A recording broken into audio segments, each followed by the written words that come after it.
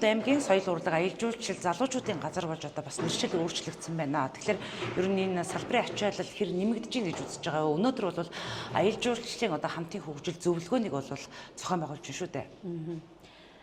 Соёл урлагийн газар одоо 2021 онд байгуулагдсанаас хойш бид нар соёл урлагийн салбарыг хөгжүүлж одоо илүү бодлогын түвшинд авч явах гэж нэлийн хичээсэн цаг хугацаа байсан.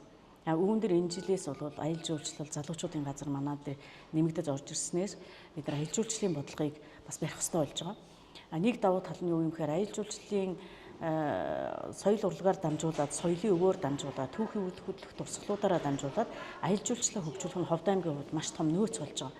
Энэ хоёр одоо агуулга аль хэлийн алдуулахгүйгээр хооронд нь холбож нэлээд өндөр түвшинд гаргаж ирэх нь аялал жуулчлалаар дамжуулсан эдийн засгийн одоо үйл ажиллагаанд илүү нэмэр болсон ийм үр дүн болно гэж бид нар харж байгаа. Тэгэхээр аялал жуулчлалаар дамжуулсан эдийн засгийг одоо зэвсэгт оруулах, хувь нэмрийг сайжруулах, аялал жуулчлалаа татахтаа соёлын өвөөрөө дамжуулан аялал жуулчлалаа бий болгох, түүхийн үйл хөдлөх тусгалт газруудаараа дамжуулан соёлын маршрутаа аялал жуулчлалын маршрутаа гаргах гэх ийм олон чиглэлээр бол нэлээд бодлого маань нэгдэж орж ирж байгаа учраас ингээд нэгтгэхэд аваа явахад илүү ойлгомжтой болох юм нөхцөл байгаа. Ягаад гэвэл Ховд аймаг аялал жуулчлалын хувьд нэлээд нөөцтэй аймаг гэж үздэг. Юугаараа нөөцтэй? Мэдээж эртний түүхт ховдоход тэгэл ингээд үздэг тийм ээ. Тэгвэл тэр түүхийн үйл хөдлөх дурсгалуудаараа илэрхийлэх, тэнд байгаа олон жилийн хугацааны одоо түүхийн өвлөгдөж ирсэн өв соёлуудаа таниулах, мөн одоо байгалийн онцлог давуу тал үзэсгэлэнт газруудаа таниулах гих мэт хэлбэрээр бид нар одоо бусад байгууллага, бусад салбаруудын хамтын ажиллагааг үүсгэж аялал жуулчлал авч явах тал дээр бид нар бол нэлээд ачаалтаа ингэж ажиллах нь тодорхой байна. Бас дээр нь одоо залуучуудын асуудал бол 15-аас 34 насны залуучуудын хөгжлийн асуудал, нийгмийн асуудал, тэдний боловсролын асуудал гэдэг маш олон талын одоо чиглэлээр бид нар орж ажиллах юм шаардлагатай болсон. Тэгээ энэ утгаараа одоо өнөөдөр энэ аялал жуулчлалын зөвлөгөөнөө зохион байгуулж байна. Энэ зөвлөгөөнд бол яамны бодлогын аялал жуулчлалын бодлогын хэрэгжилтийн газрын дарга болормаа бас нөгөө мэргэжлийн аялал жуулчлалын холбооны дэд ерөнхийлөгч удирдах зөвлөлийн гишүүнтэйгээ мөн аймгийн удирдлагууд бас энэ дээр бас тодорхой дэмжлэг үзүүлж санаачилж хамтран ажиллаж өгснөрөө бид нар аймаг орон нутгийн хэмжээнд аялал жуулчлалын чиглэлээр үйл ажиллагаа зохион байгуулж байгаа иргэд аж ахуйн нэгж байгууллага, сумдын удирдлагуудаа нэгдсэн нэг ойлголттой, нэгдсэн нэг мэдээлэлтэй цаашдаа юу тулгамдаад ямар асуудал байгаад байна, энийг төрн яаж дэмжих юм, хувийн хөвшил нь өөрсдөө яаж энийг авч явах юм, хамтын үйл ажиллагааны үр дүнд засгийн газарт аялал жуулчлалын чиглэлээр барьж байгаа бодлогоо аймгийн засаг даргын үйл ажиллагааны хөтөлбөртөө үеж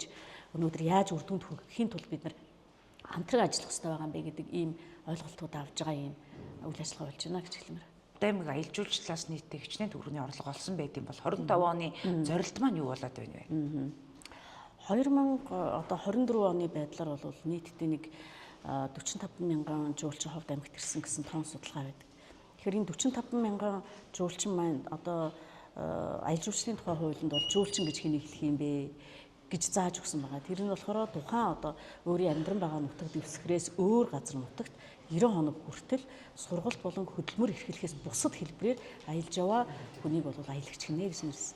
Тэгвэл ийм төвшний яг энэ аялагчийн тодорхойлолт нийцсэн 45 мянган хүн байсан уу? Тухайн орон нутгийнхаа амьдардаг хүмүүсээ оруулаад 45 мянга болгоод байгаа мó гэдэг дээр бид нар бас анхаарч энэ одоо тоон судалгаан дээрээ илүү бодиттой судалгаа гаргах ийм зайлшгүй шаардлага болж байгаа. Тэгэхээр энэ үйл ажиллагааны хүрээнд бол одоо Монгол улсын хэмжээнд 21 аймгийг аялал жуулчлалаар нь одоо байр эзлүүлсэн өнгөрсөн жил анх удаа.